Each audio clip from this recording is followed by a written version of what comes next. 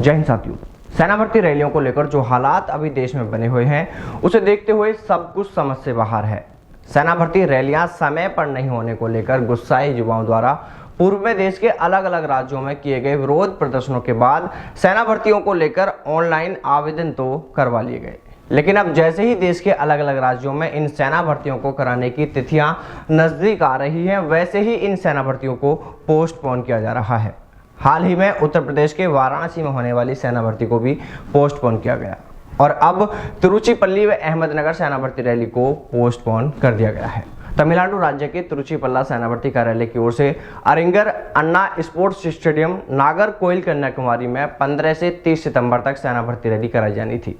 इसको लेकर युवाओं में बेहद उत्साह का माहौल था। युवा अपनी तैयारियों में दिन रात करने में लगे हुए थे, लेकिन अब इस भर्ती को भी पोस्टपोन किए जाने से इन युवाओं में निराशा का माहौल है। इसी तरह महाराष्ट्र के अहमदनगर सेना भर्ती कार्यालय की ओर से भी 7 से 23 सितंबर तक महात्मा फुले कृषि विद्यापीठ राहुरी अहमदनगर में सेना भर्ती रैली कराई जानी थी, लेकिन अब इस भर्ती को भी पोस्टपोन कर दिया गया है। और देखिए, सेना भर्तियों को पोस्टपोन किए जाने का जो कारण बताया जा रहा है वो कोरोना है। शर्म आती है ऐसी सरकार पर, ऐसे सरकारी सिस्टम पर। देश में चाहे चुनाव हो, चुनावी सभा हो, चुनावी रैली हो या सरकार या राजनेताओं का कोई भी काम हो, वो धड़ल्ले से हो रहे हैं, उनमें कोई खतरा नहीं है। लेकिन जैसे ही बात सेना भर्ती की आ जाए तो मानो देश में कोरोना का बहुत बड़ा खतरा मंडराने लगता है। पूरी दुनिया को छोड़कर कोरोना भारत में आ जाता है।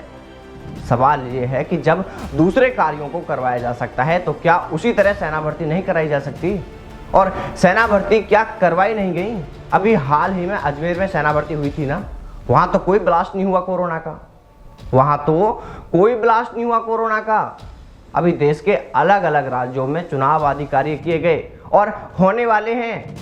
क्या चुनाव आदि कार्य भी कोरोना के चलते स्थगित कर दिए जाएंगे, रोक लगा दी जाएगी, या चुनाव कराने के लिए कोरोना को देश से बाहर भेज दिया जाएगा?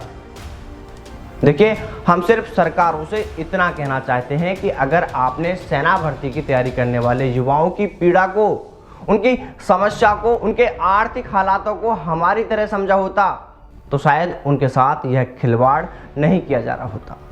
हमारे पास रोज कुछ युवाओं के मैसेज आते हैं, कॉल आते हैं, सर अब इंतजार नहीं हो रहा भर्ती का, घर की स्थिति बेहद खराब है, घर खर्च चलाने के लिए प्राइवेट नौकरी तो अब करनी ही पड़ेगी। मेरा दोस्त तो घर के हालातों से मजबूर होकर सेना भर्ती की सालों की तैयारी को छोड़कर ट्रक चलाने चला गया। ये युवा सालों से तैयारी कर रहे हैं सेना भर्ती की, उनके अंदर देश सेवा का जोश, जज्बा, वो जुनून है जो इन दिखावी नेताओं के अंदर नहीं है।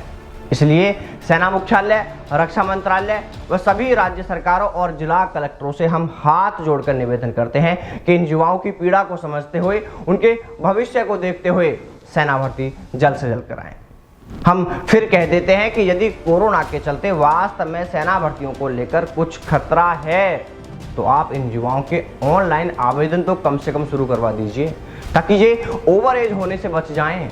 और जो युवा भर्ती का इंतजार करते करते ओवर एज हो चुके हैं, उन्हें कम से कम सेना में भर्ती के लिए एक मौका तो दिया ही जाना चाहिए, क्योंकि उन्होंने इसके लिए सालों से तैयारी की है। हम सत्ता में बैठे नेता व मंत्रियों से भी कहना चाहेंगे कि आप एक बार इन युवाओं को अपने बेटे की जगह सोचकर देखना, तब पता चलेगा कि तैयारी कैसे होती है, इन युवाओं की पीड़ा क्या है, इनकी समस्या क्या है। और आखिर में आप सभी युवाओं से भी कहना चाहेंगे कि वीडियो को दबाकर शेयर करें।